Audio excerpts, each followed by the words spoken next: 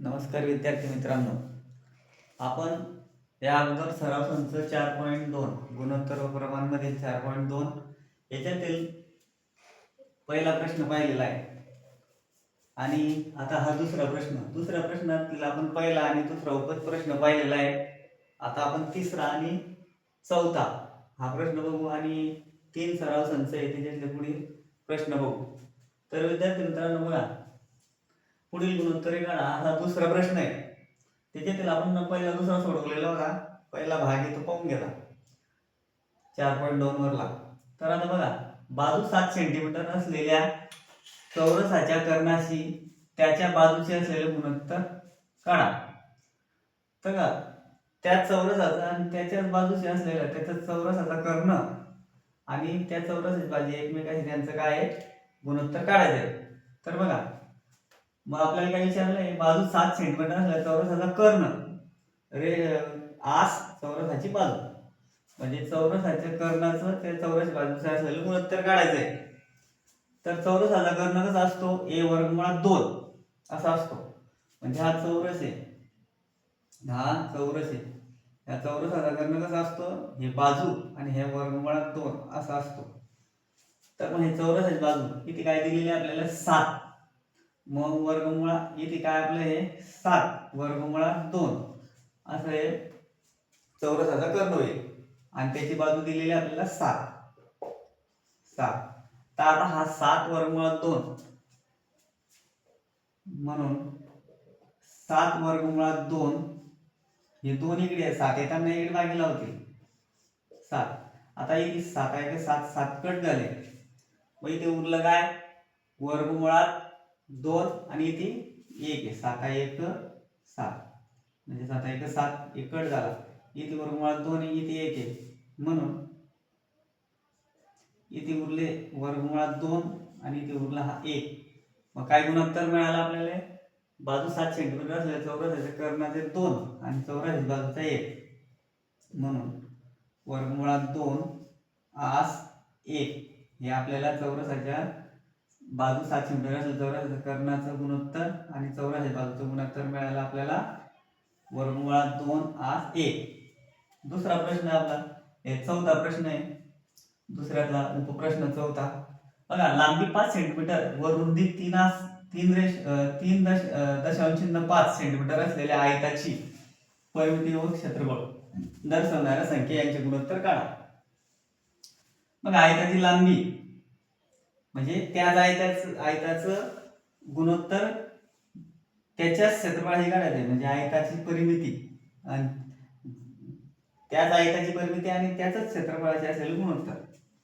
मग आयताची परिमिती बरोबर काय असते, 2 कंसात लांबी अधिक रुंदी आणि आयताचे क्षेत्रफळ काय असतं, लांबी गुणिले रुंदी. मग यांचं गुणोत्तर आयताची लांबी परिमितीचं त्याच्या आयताचे क्षेत्रफळाचे गुणोत्तर. मग इथे 2 लांबी काय आपली दिलेली, लांबी दिलेली 5 अधिक रुंदी दिलेली 3.5, त्याचं गुणोत्तर हे त्याच्या क्षेत्रफळाशी. आयताच्या क्षेत्रफळाचे काय असतं, लांबी गुणिले रुंदी. लांबी दिलेली आहे आपल्याला 5, लांबी दिलेली आहे 5 आणि रुंदी दिलेली आहे 3.5, रुंदी 3.5. मग बघा, आता ह्या दोनांनी हा कंसाला गुणून घेऊ, 2 पंचे 10 आणि हे अधिक 2 पंचे 10 शून्य हातच्या व्यतिरिक्त 6 आणि 7 आणि दशांश चिन्ह आहे म्हणजे 10 अधिक 7 बरोबर 10 आणि 7 किती झाली ती 17. 10 आणि 7 किती झाली ती 17. आता इथे 5 5 5 25, या 5 आणि या 3 दशांश चिन्ह 5 ला गुणून घेऊ. 5 5 25, 5 हातच्याला 2, 5 ते 15 2 17 आणि एक घर इकडे सोडून दशांश चिन्ह म्हणजे दशांश चिन्ह. मग आपल्याला काय मिळालं, आयताची परिमिती काय आहे 17 आणि आयताचे क्षेत्रफळ मिळालं 17.5. मग त्यांचं गुणोत्तर 17:17.5 म्हणजे आयताची परिमिती आहे 17 आणि आयताचे क्षेत्रफळ मिळाले 17:5. हे त्यांचं गुणोत्तर मिळालं आपल्याला, म्हणजे त्यांचं 17:17 आणि 17/5 हे त्याचं गुणोत्तर मिळालं. म्हणजे आयताचे परिमितीचं त्याच्या आयताचे क्षेत्रफळाशी असेल गुणोत्तर 17:17.5. पुढचा प्रश्न आहे 4.2 मधला तिसरा. पुढे दिलेल्या गुणोत्तरांच्या जोड्यांमधील लहान मोठेपणा ठरवा. लहान मोठेपणा ठरवायचा आपल्याला. आता बघा हे काय आपल्याला संक्षिप्त रूपात आहे म्हणून हे 5 गुणिला 7 करून घ्यायचे.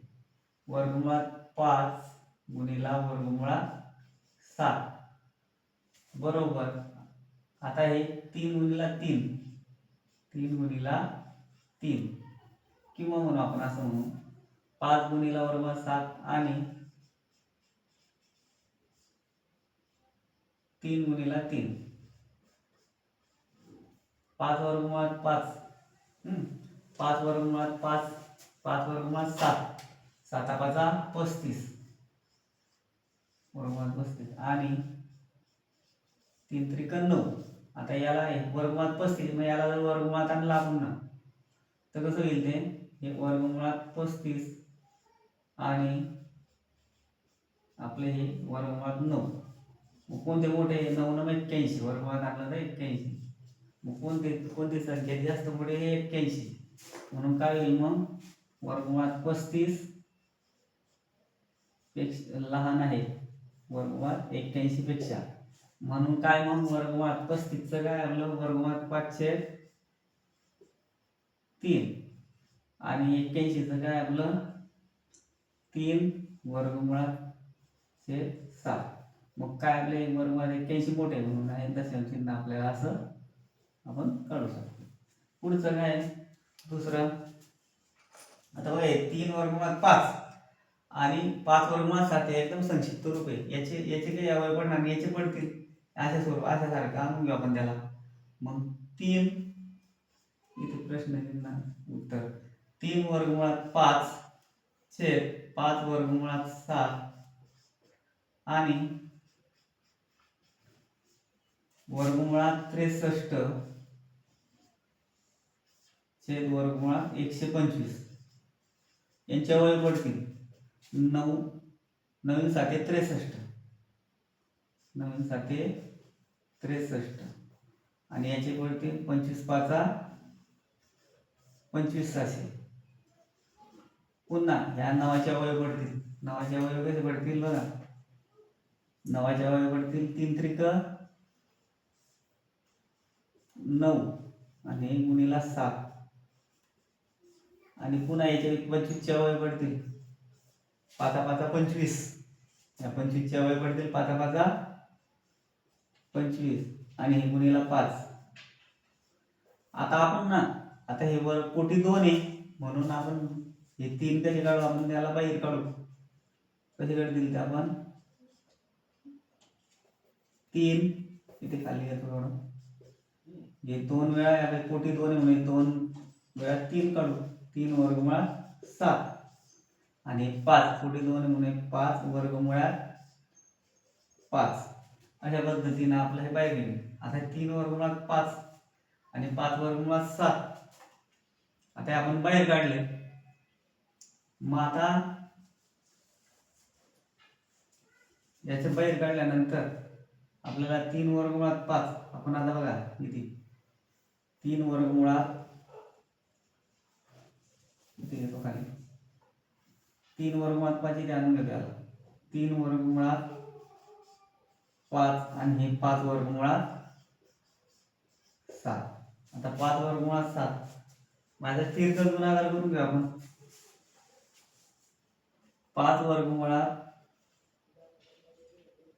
7 गुणिला 3 वर्गमुळात 7 आणि 3 वर्गमुळात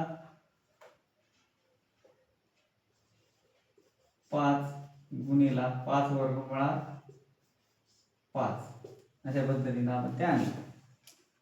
आता हे 5 त्रिक 15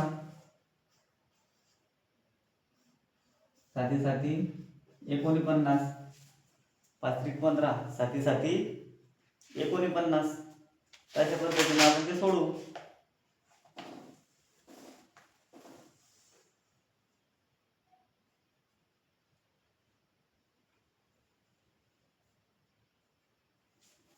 बरोबर. 5 त्रिक 15, वर्गमुळात 7 गुणिला वर्गमुळात 7, 7 7 49 आणि 5 त्रिक 15 आणि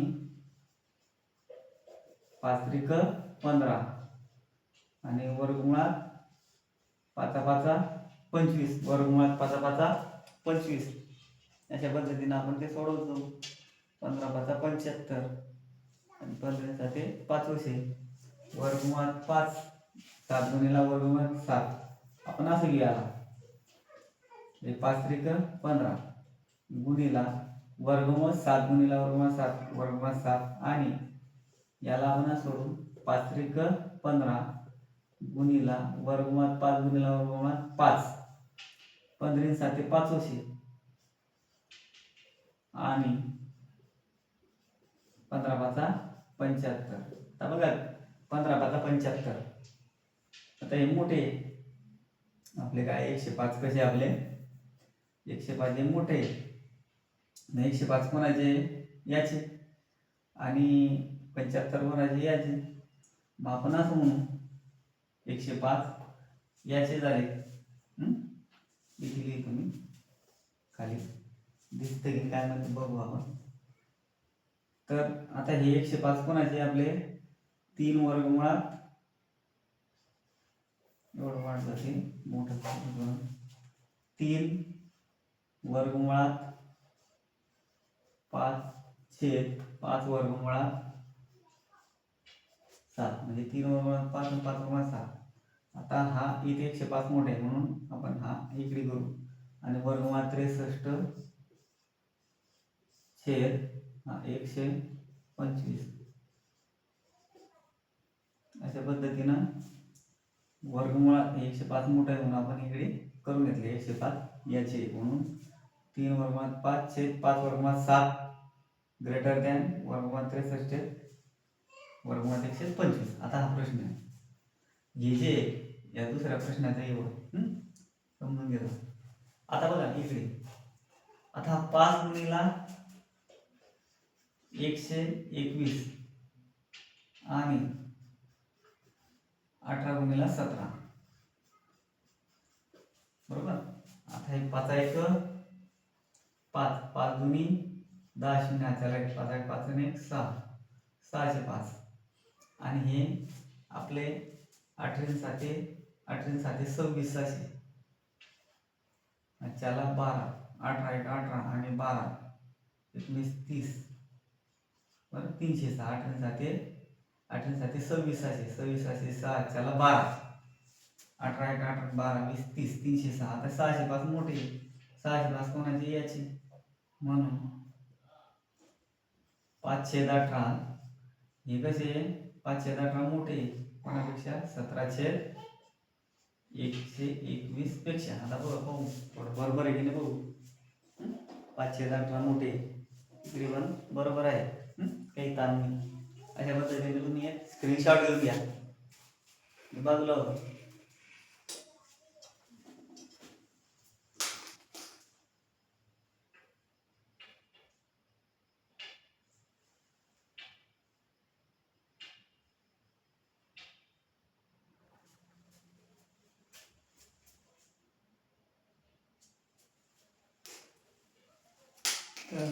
विद्यार्थी मित्रांनो, आता लगेच पुढच्या प्रश्नाला सुरुवात करू. बघा, पुढे दिलेल्या गुणोत्तरामध्ये लहान मोठेपणा ठरवतला आपलं पहिल्यांदा आपण तिसरं पाहिला, आता चौथा आहे. आता बघा यांचं आपल्याला कसे अवयव वाढता येते. वर्गमुळात 80 आणि छेद वर्गमुळात 48. याचे पहिले आपण अवयव काढून घेऊ, मग याचे काढू. याचे काय आहे किती 16 85. याचे अवयव कसे पडतील 16 85, 16 85. याचे पडतील 12 चौक 48, 12 चौक 48, 16 85. याचे पुन्हा पडतील आपले अवयव 4 चौक 16, 4 चौक 16 आणि 16 85. याचे कसे पडतील आपले 3 चौक 12, 3 चौक 12 आणि 3 चौक 12 12 चौक 48.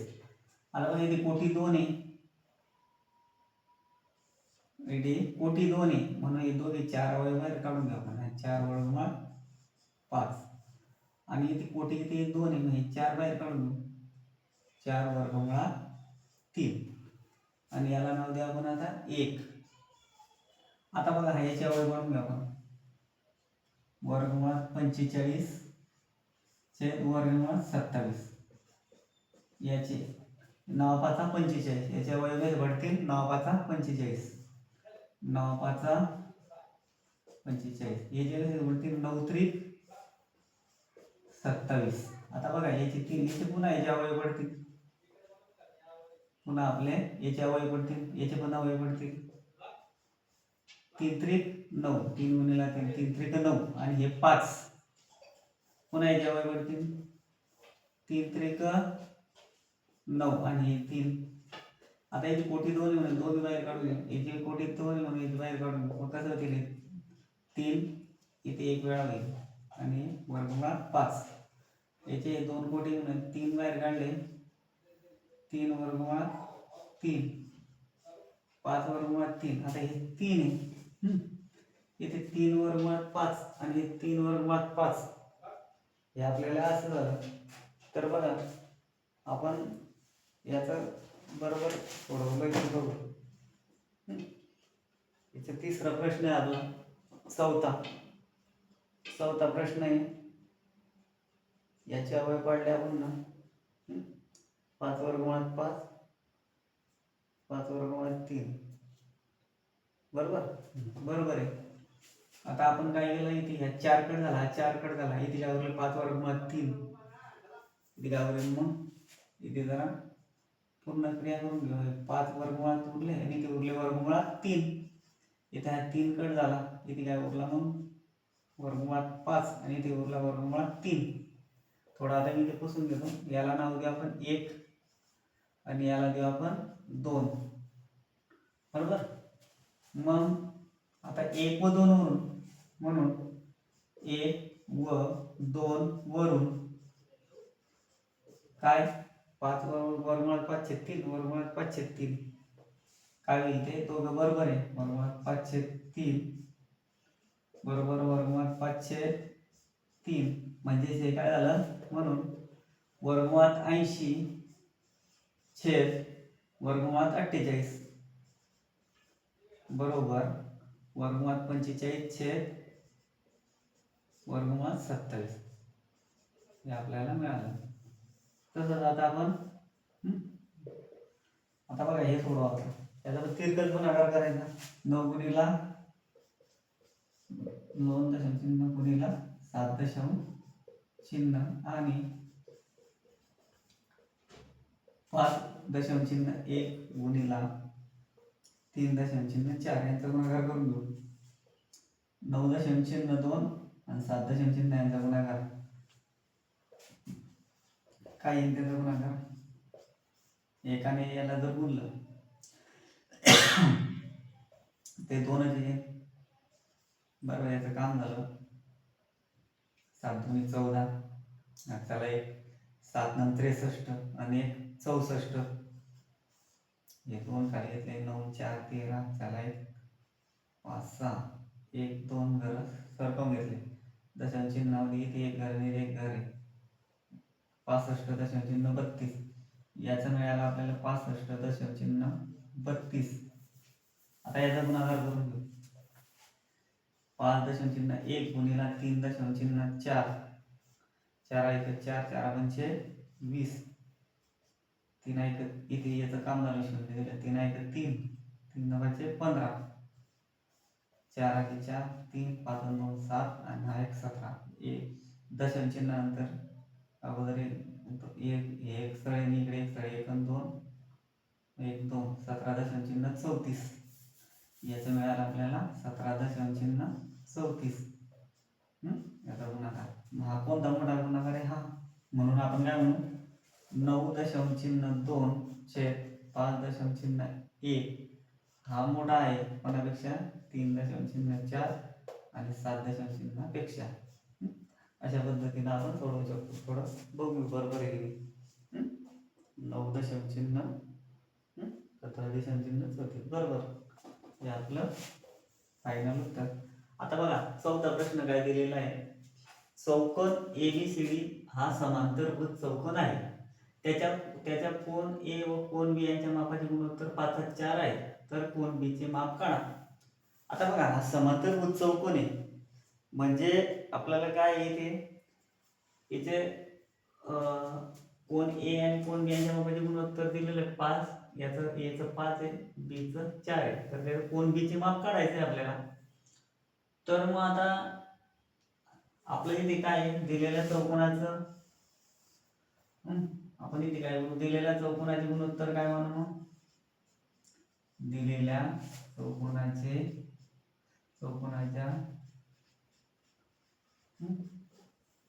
चौकोनाच्या गुणोत्तर मापाचे काय आपण समानपट x म्हणू. म्हणजे दिलेल्या गुणोत्तराचे समानपट काय म्हणू आपण x म्हणू. दिलेल्या चौकोनाच्या गुणोत्तराची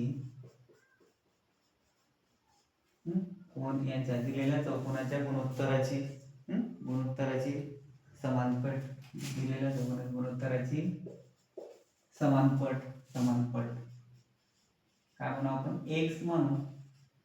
म्हणजे समजा आपण समानपट जर x मानली मग कोन A आणि कोन B cone A x cone A एक आता हे काय हा 5 हा कोन A काय 5 मग कोन A बरोबर 5x आणि कोन B काय मागला हा 4x.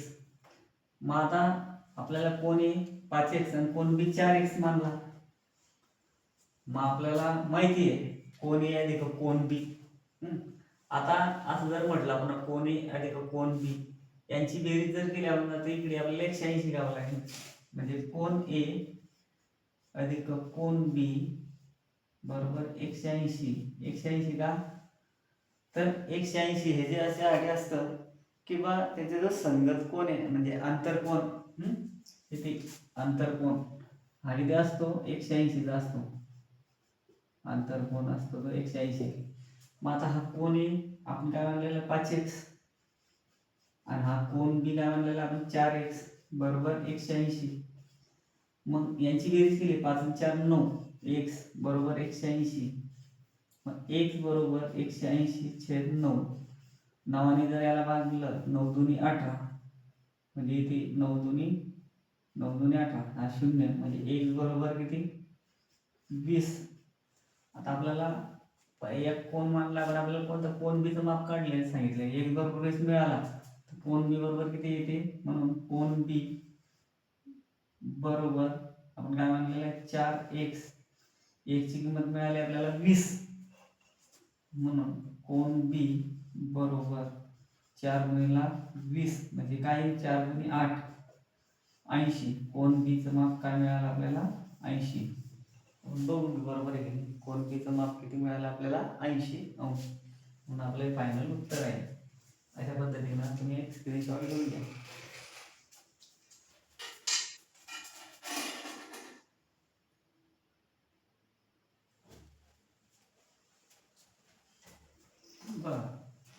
आता आपण पहिला प्रश्न पाहिला चौथ्या मधला पहिला. आता चौथ्यातला आपण दुसरा आणि तिसरा सोडू. तर बघा अल्बर्ट आणि सलीम यांच्या आजच्या वयाचे गुणोत्तर 5/9 आहे. 5 वर्षानंतर त्यांच्या वयाचे गुणोत्तर 3/5 होईल. तर त्यांची आजची वय काढा. आता त्यांची आजची वय आपल्याला काही माहित नाही. मग दिलेलं गुणोत्तर काय त्यांचं 5/9. दिलेलं गुणोत्तर काय आहे त्यांच्या आजच्या अल्बर्ट आणि सलीम यांच्या आजच्या वयाचे गुणोत्तर 5/9 आहे. मग आता दिलेल्या गुणोत्तराचे समानपट काय म्हणू आपण x मानू. दिलेल्या गुणोत्तराचे समानपट x मानू.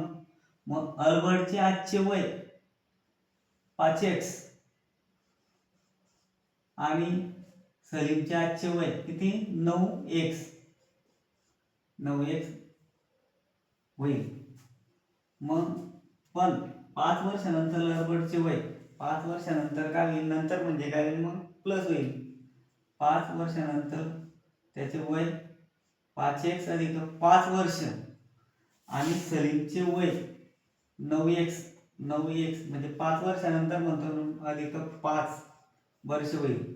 म्हणजे 5 वर्षानंतर म्हटलं तर प्लस करायचं, 5 वर्ष त्यात ऍड करायचे, जेवढे म्हटलं तेवढे. आता आपल्याला इथे 5 वर्षानंतर विचारलंय म्हणून आपण त्याच्यात नंतर म्हटलं म्हणून प्लस केलं.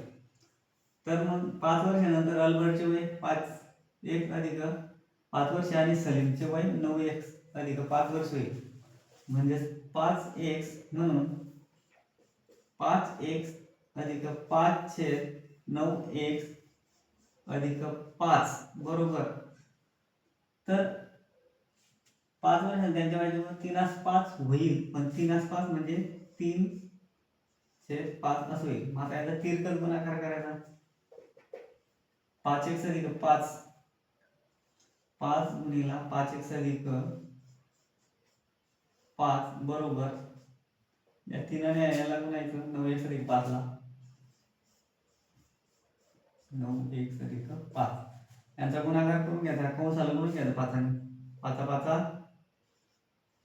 25x अधिक 5 25 बरोबर 3 27x अधिक 3 15. आता काय करायचं, 25 x तिकडे पाठवायचे आणि 15 इकडे पाठवायचे, म्हणून 25 वजा, आता या अधिक आहे, अधिक 15 इकडे ना वजा होईल. 25 15 इकडे आले, वजा 15 झाले बरोबर. आता 25 तिकडे पाठवा, 27x अधिक 25 येतात इकडे येताना वजा 25x होईल.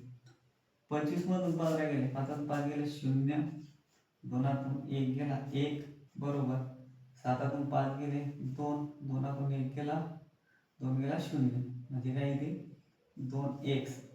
आता बघा हे आपल्याला x काढायचा आहे, मग x काढायचा आहे, 2 इकडे येताना x बरोबर 2 इकडे येताना भागलेलं आहे, 2 पंचे 10, म्हणजे हे 1 बरोबर काय मिळाला, मग त्याला सिद्ध करून x ची किंमत मिळाली आपल्याला, x ची किंमत मिळाली 5, x बरोबर 5. तर आपल्याला काय सांगितलंय, आपण अल्बर्टचं वय आजचं वय 5x मानलंय, म्हणून अल्बर्टचे वय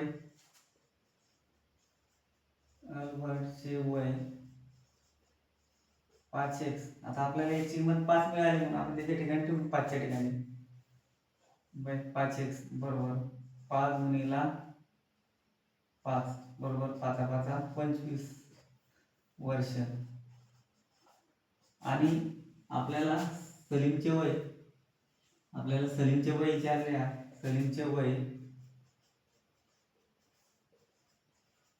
वय किती 9x बरोबर 9 गुणिला x ची किंमत काढल्यावर 5 9 45 वर्ष. म्हणजे अल्बर्टचे आजचे वय झाले 25 वर्ष आणि सलीमचे आजचे वय झाले 45 वर्ष, म्हणजे 25 आणि 45.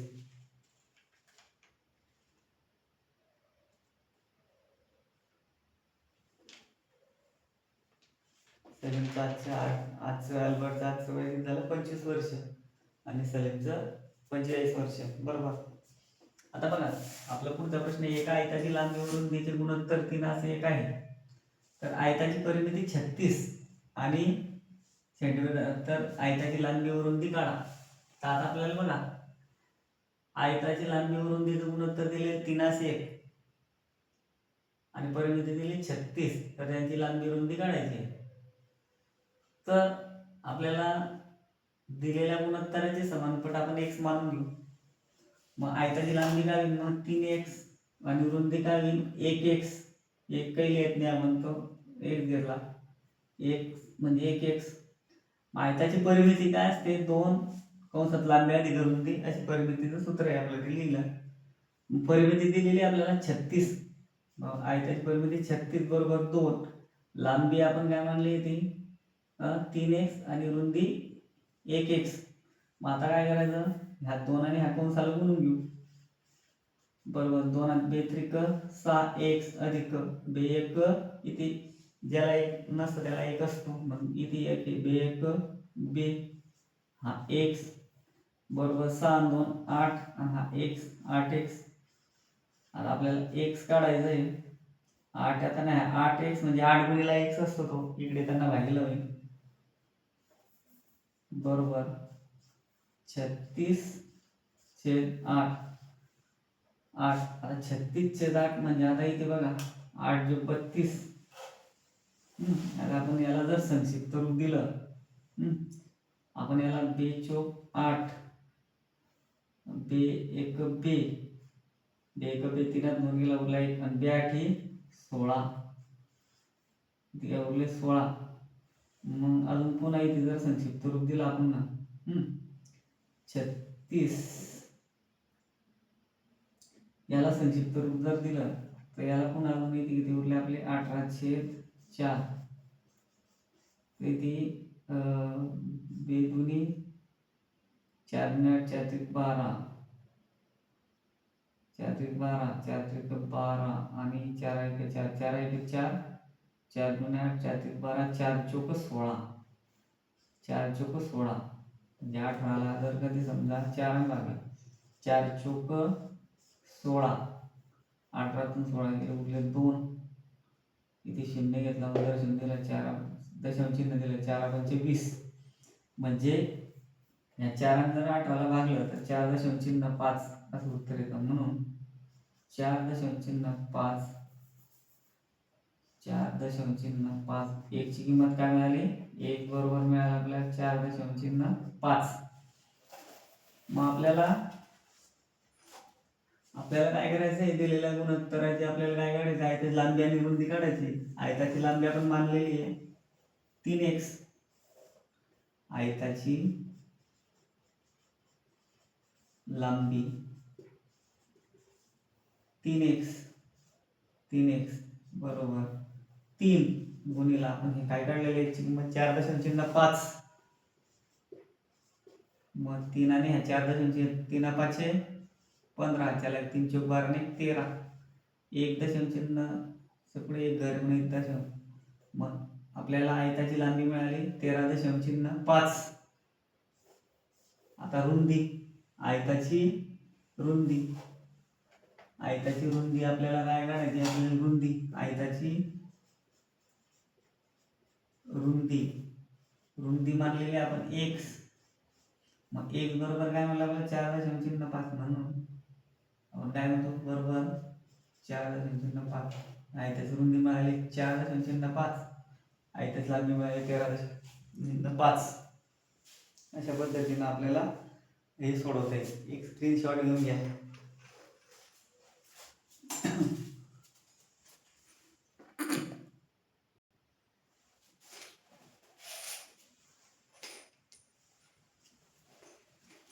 बघा आपला चौथा प्रश्न.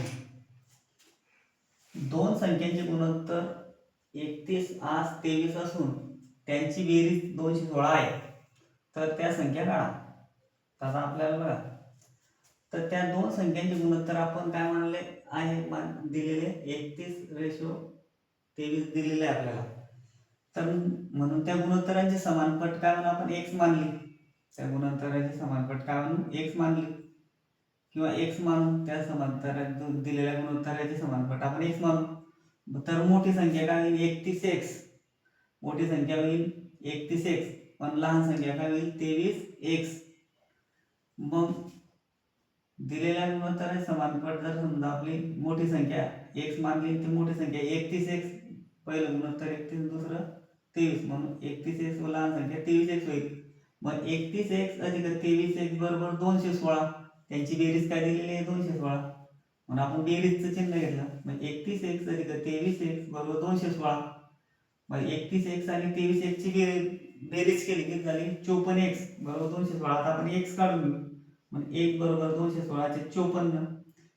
54 जर आपण 216 ला जर भागलं तर बघा किती 2 चौक 8 2 त्रिक 6 2 चौक 8 तर 3 चौक 12 4 चौक 16 4 ने भाग देईल 54 चोक 216 किंवा आपण त्याला संक्षिप्त रूप जर दिला आपण ना याला 2 जर भागलं बे दोन्ही 4 आणि बे 7 14 बे 1 बे बे 0 0 बे 8 16 आणि 27 ने जर 108 ला भागलं गेलं 27 चोक 108 म्हणजे 1 ची किंमत काय मिळाली आपल्याला 1 बरोबर काय मिळाली 4.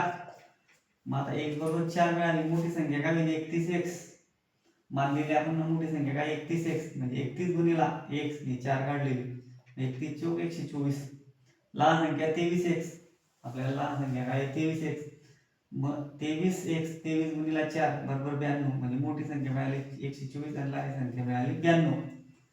तसंच आता हे दोन संख्यांचा गुणाकार 360 आहे व त्यांचे गुणोत्तर 10 आज 9 आहे तर त्या संख्या काढा.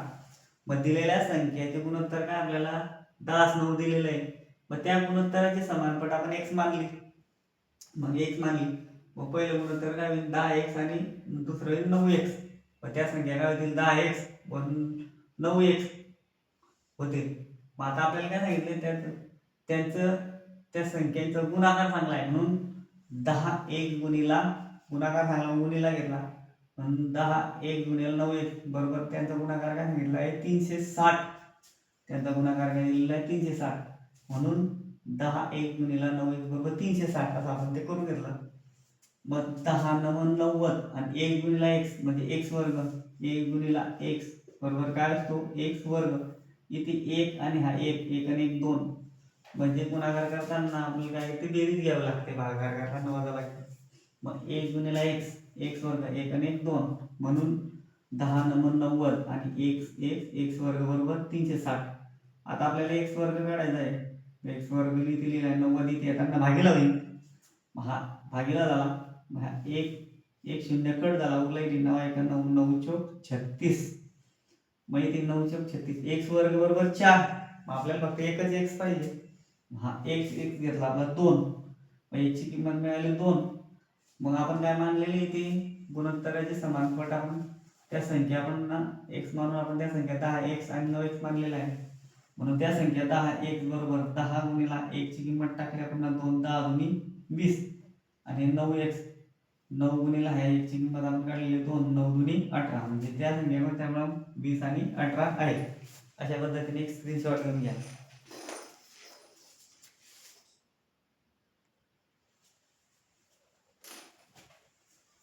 बघा 5वा प्रश्न जर a रेशो b बरोबर 3 आज 1 आणि b रेशो c बरोबर 5 असेल म्हणजे a रेशो b म्हणजे 3 असेल आणि b रेशो c 5 असेल तर पहिले a घन कंसामध्ये a घनाचे 5b वर्ग c हे काढायचे यांच्या राशी या राशीच्या किमती काढायच्या आहेत. दुसरा a वर्ग 7bc या राशीच्या किमती काढायच्या आपल्याला. आपल्याला काय दिलेलं आहे a रेशो b बरोबर 3 असेल बरोबर आणि b रेशो 5 असेल तर आपण काय करू a छेद b हे इकडे आणून घेतला a लिहिला आणि b इथे आणून घेतला बरोबर. हा 3 आणि 1 खाली आणला म्हणजे a छेद b बरोबर 3 छेद 1 आणि b रेशो c म्हणजे b खाली आणला b अपॉन c बरोबर 5 हा इकडे खाली आणून गेला 5 छेद 1 म्हणजे b छेद c आणि 5 छेद 1 तसं a छेद b 3 छेद 1. आता तिरकस गुणाकार केला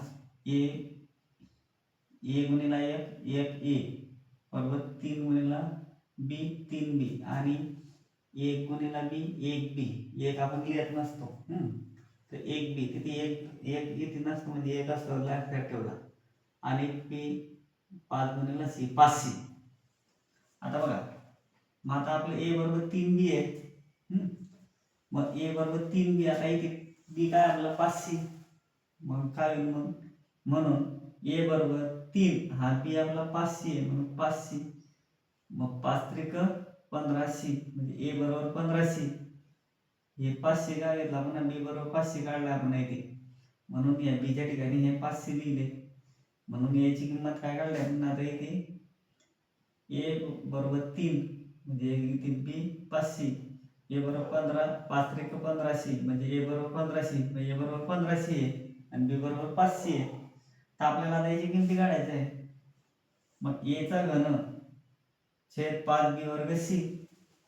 मग आता आपल्याला काय करायचं आहे, कंसाचा घन आहे, ह्या ए च्या ठिकाणी आपण 15c ची किंमत टाकली तर 15c चा घन म्हणजे हा घन 15 ए च्या ऐवजी 15c लिहिले आणि त्याचा घन छेद हा 15 हा बी वर्ग, बी ची किंमत 5c म्हणजे 5c चा वर्ग गुणिला हा सी. बरोबर. मग आता हे 15 चे आपण 15 चा घन म्हणजे 15 गुणिला 15 गुणिला 15 हा सी चा घन म्हणजे सी गुणिला सी. तसंच आता 15 चा घन काही 15 गुणिला, आता इथे 15 गुणिला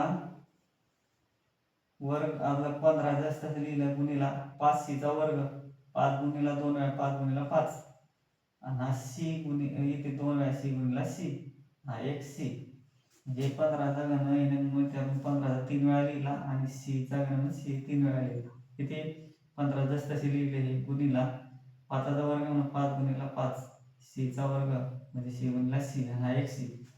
आता बघा हा 15 कट झाला, आता एक 5 5 त्रिक 15, आता एक 5 5 त्रिक 15, इथे 3 उरले, हा सी कट झाला, हा सी कट झाला, हा सी कट झाला, हा सी कट झाला, उरला काय फक्त 3 उरले फक्त इथे, म्हणजे 3 गुणिला 3 हा घन, मग 3 गुणिला 3 चा घन, मग 3 त्रिक 9, 9 चा घन, मग 9 गुणिला 9 गुणिला 9, 9 चा घन म्हणजे 3 वेळा, मग 9 गुणिला 9 गुणिला 9, मग 9 9 81 आणि 81 गुणिला 9 729 म्हणजे ए घन छेद 15b वर्ग सी कंसात ए घन अपॉन 15b वर्ग सी ची किंमत काय मिळाली 729. तसंच आता इकडे ए वर्ग याची किंमत काढू आपण, ए वर्गाचे 7bc, ए वर्गाचे 7bc बरोबर 15c वर्ग. बघा 15c वर्ग, आता याची किंमत काय आपली 15c वर्ग, आता याची किंमत काय काढली आपण 15c, याची किंमत काय काढली 15c म्हणजे ए वर्ग म्हणजे 15c वर्ग.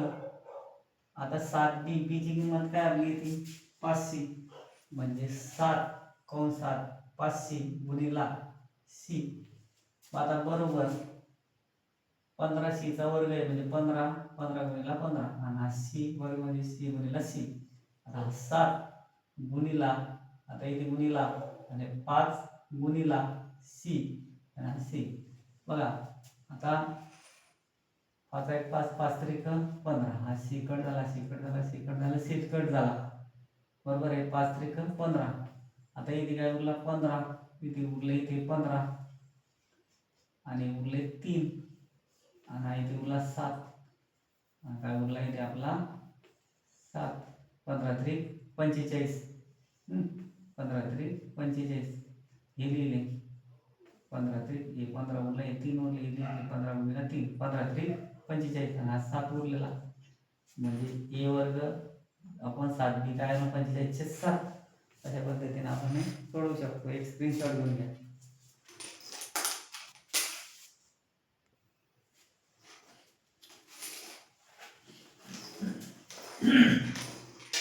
सहावा प्रश्न, वर्गमुळात 4 दशम चिन्ह 04 गुणिला 0.4 गुणिला ए बरोबर 0.4 गुणिला 0.04 गुणिला वर्गमुळात बी. तर ए छेद बी हे गुणोत्तर काढा. तर आपल्याला काय करायचं आहे, ए छेद बी चे गुणोत्तर काढायचं आहे. मग काय करायचं 0.04 गुणिला 0.04 गुणिला ए आणि हे इकडे वर्गमुळात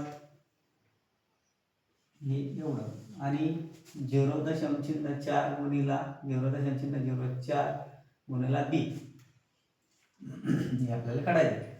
तर आता बघा, आता हे वर्गमुळात ए आणि हा वर्गमुळात बी, वर्गमुळात ए इथे लिहून घेतला आणि वर्गमुळात बी इकडे आला, बरोबर 0.4 गुणिला 0.04 हे जसं ठेवलं हा इकडे आला म्हणजे वर्गमुळात बी इथे ठेवलं आणि हा इकडे आला, बरोबर हा इकडे जाऊन भागीला गेला म्हणजे जसं ठेवलं आणि हे इकडे आणलं.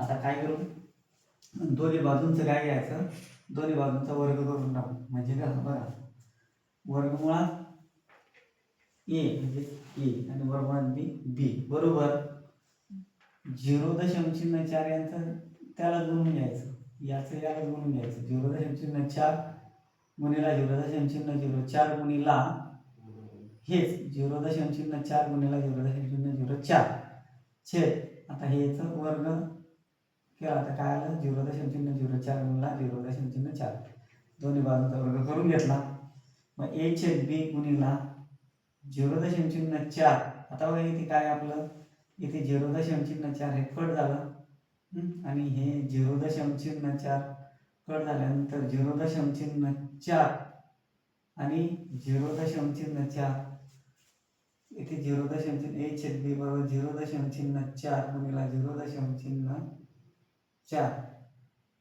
इथे 0.4 आपल्या इथे काय थोडा 2 मिनिटं थोडा झाला आहे 0.4 0.4 कट झालं बरोबर 0.4 कट झाला 0.4 कट झाला 0.4 कट झाला 0.4 कट झालं उरलं काय इथे 0.4 गुणिला 0.004 आता a छेद b बरोबर 0.4 गुणिला 0.4 यांचा गुणाकार केला 4 चौक 16 16 4 चौक 0.4 गुणिला 0.04 4 चौक 16 16 6 चालेल 4 0 0 1 बरोबर आता उरलं काय इथे आता हे 0 आणि हा 0 उरला 1 2 3 1 2 3 0.0016 आता बघा याला आपण काय केलं आता हे 3 डावीकडे सरकले म्हणजे 16 मग एक दशांश शतांश हजारांश त्याच्याबद्दल खाली लिहिले हजारांश दशांश शतांश हजारांश हे खाली लिहिले आणि 16 16 इकडे सरकून घेतले 0.1 16 इकडे डावीकडे सरकवल्यानंतर 16 आणि त्याच्याबद्दल दशांश शतांश हजारांश खाली आणून घेतले माझ्या 16ला आणि 1000ला 4 ने भागले 4 चौक 16 आणि 4 आणि 1000ला भागलं तर किती 250 4 गुणी 8 4 गुणी 8 उरले 10 पण 8 गेले उरले 2 आणि 20 4 पंचे 20 आणि हा 0 पुन्हा 4 छेद 250 उरले मग a छेद b बरोबर 4 छेद 250 या 4 छेद 250ला पुन्हा 2 ने भागले 2 दुनी 4 आणि 2 1 2 2 दुनी 4 2 2 4 पासून 4 गेला उरला 2 1 2 2 1 2 इथे उरले 2 दुनी 4 पासून 4 गेला उरला 1 आणि 10 2 पंचे 10 200 200 125 a छेद b बरोबर 2 छेद 125 2 a छेद b बरोबर 2 छेद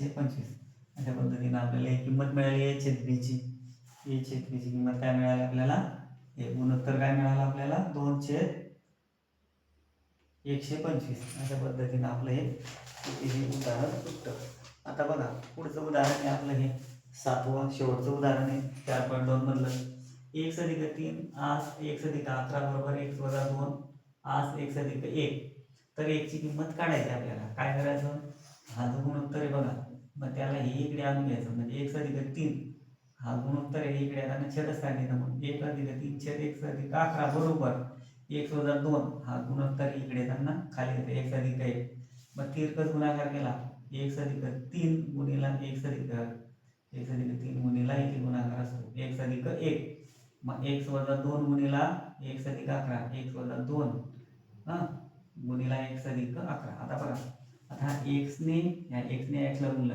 1 गुणिला x वर्ग म्हणजे 1 गुणिला x बरोबर काय घेतो आपण x वर्ग म्हणजे 1 आणि 1 2 घातांकाची बेरीज करतो गुणाकार असताना x वर्ग 1 गुणिला x वर्ग अधिक 1x काही आपण घेत नाही म्हणून x लिहिला तसंच आता हा 3 गुणिला 1 3 1 3 आणि हा x आणि 3 अधिक 3 1 3 बरोबर 1 गुणिला x वर्ग म्हणजे 1 गुणिला x वर्ग अधिक 1 गुणिला 11x वजा 2 गुणिला x वजा 2x आणि अधिक वजा म्हणजे 2 गुणिला 11 म्हणजे 22 म्हणजे 11 गुणिले 22 आता बघा हे x वर्ग कट झाला उरला काय x अधिक 3x बरोबर काय उरलं 4x आणि अधिक हे 3 हा अधिक 11x वजा 2x 11 2 गेले 9 आणि हा x 9 आणि हा 22 आता सारखे सारखे पद जवळ आणून आता बघा हे 4x तिकडे जाईल वजा 4x होतील आणि वजा वैशिकडे येताना अधिक होतील म्हणजे अधिक 3 आणि वजा वैशिकडे आले अधिक 22 झाले.